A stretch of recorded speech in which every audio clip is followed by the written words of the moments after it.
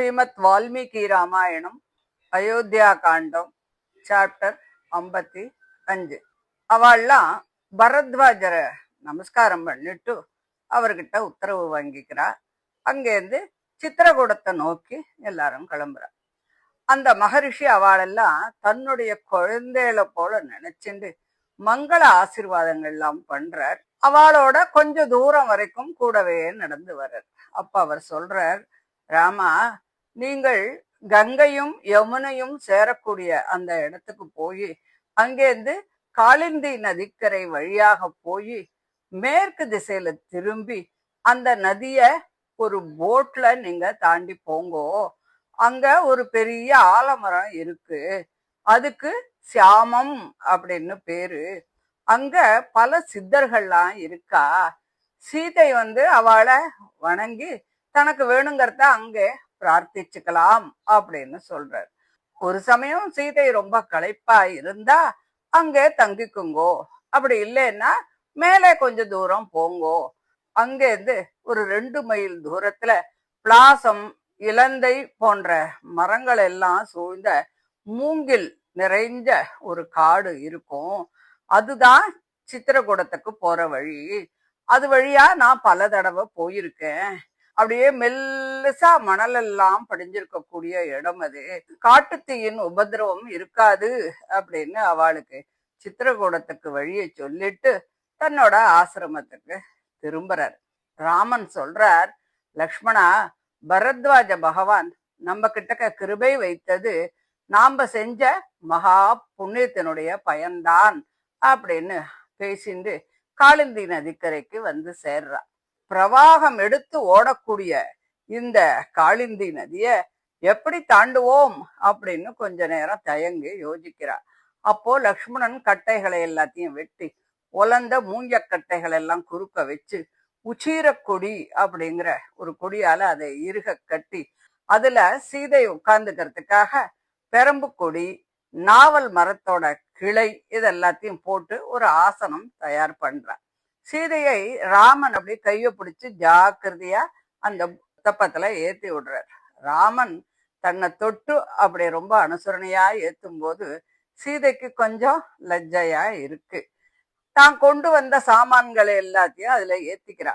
கொண்டு வந்திருக்கா இல்லையா, மண்வெட்டி கூடை அதெல்லாம் கொண்டு வந்திருக்காளே, அது எல்லாத்தையும் அதுல ஏத்திக்கிண்டு அவ அந்த நதியை தாண்டி போறா.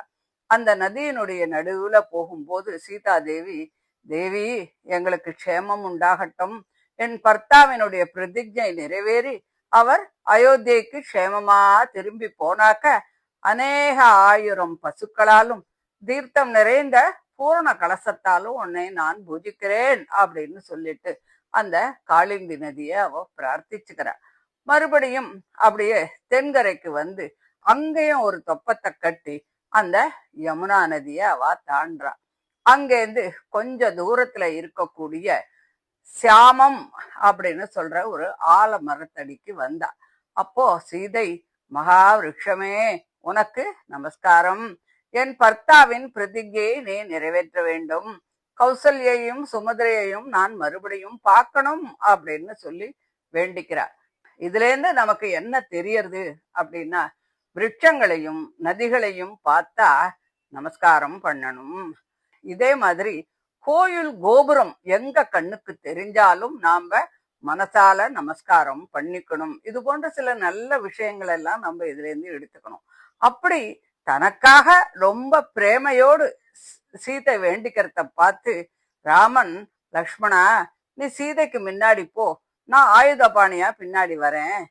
சீதை எந்த பூவையோ பழத்தையோ பார்த்து வேணும்னு கேட்டா அதை உடனே நம்ம கொண்டு கொடுக்கணும் அப்படின்னு சொல்றார். 2 மதம் பிடிச்ச யானைக்கு நடுப்புற ஒரு பெண் யானை நடந்து போனா எப்படி இருக்குமோ அப்படி சீதை ராமலட்சுமணாளுக்கு நடுவாந்தரத்துல நடந்து போறா. சீதை இதுவரைக்கும் வனத்தையே பார்த்ததில்லை. அதனால அவோ ஒரு மரத்தையும் செடியும் கொடியும் பூவையும் பார்க்கும்போது இது என்ன, இதுக்கு என்ன பேரு, இதுக்கு என்ன குணம் அப்படின்னு ராமனை கேட்டுட்டே வரா. சீதை எதை கேட்டாலும் அதை உடனே லக்ஷ்மணன் கொண்டு கொடுக்கிறார். மணல் திட்டுகள், ஜலத்துல விளையாடக்கூடிய அன்னம் ஆகிய இவை எல்லாத்தையுமே பார்த்துண்டு எல்லாரும் சீதையோடு ரொம்ப சந்தோஷமா போயின்னு இருக்கா. ராமலக்ஷ்மணர்கள் அங்கேருந்து ஒரு 2 மைல் தூரம் நடந்து யமுனை கரையில் உள்ள அந்த காட்டுல வேடிக்கை பார்த்துண்டே மரங்களையும் மிருகங்களையும் பார்த்துண்டு போகும்போது அஸ்தமிக்கிற நேரத்துல யமுனை கரைக்கு திரும்பி வந்து அங்க ஒரு இடத்துல ராத்திரி பொழுத கழிக்கிறதுக்காக படுக்கைய போட்டுக்கிறா அப்படின்னு சொல்லி இந்த 55வது சாப்டரை முடிக்கிறா. இதை தொடர்ந்து 56வது அத்தியாயத்தை அடுத்த ஆடியோவில் பார்க்கலாம். தேங்க்யூ.